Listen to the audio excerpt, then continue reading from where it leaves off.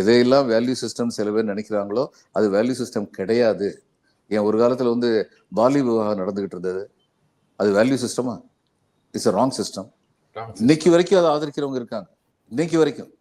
இப்ப சிதம்பரம் கோயில்ல கொஞ்ச நாளைக்கு முன்னாடி ஒரு கம்ப்ளைண்ட் வந்துச்சு, பாலிய விவாகம் நடத்திட்டாங்க. அது உண்மையா இருந்தா அந்த பாலிய விவாகம் நடத்தினவங்க அதை நம்புறாங்கன்னு தானே அர்த்தம். ஆமா, அதான் பண்பாட்டு ரீதியாகவே சர்டன் செக்ஷன் ஆஃப் பீப்புள் மத்தியில இது போன்ற சிக்கல் இருக்குது அப்படிங்கிறது ஒண்ணு.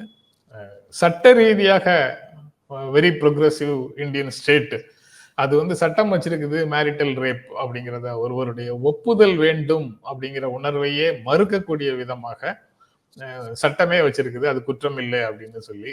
இந்த மாதிரி சூழல்கள்ல பெண் தன்னுடைய உடைமை அப்படின்னு கருதக்கூடிய ஆண்கள் வந்து இது போலத்தான் நடந்து கொள்வார்கள்.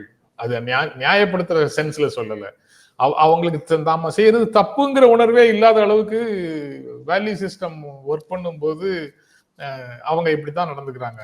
அதை வந்து அது போக இன்னொருத்தரோட நெருக்கமாக இருந்தாங்கன்னா அவங்க நம்ம கூடயே இருக்கலாம், அவங்களுக்கு கேரக்டர், அது she is losing her character அப்படின்னு நினைக்கிறாங்க. அப்படி ஒரு வேல்யூவை வந்து தலையில ஏத்தி வச்சிருக்கிறாங்க. அதனால வரக்கூடிய சிக்கல், யாரா செக்ஸ் ஒர்க்கராக இருந்தாலும் கூட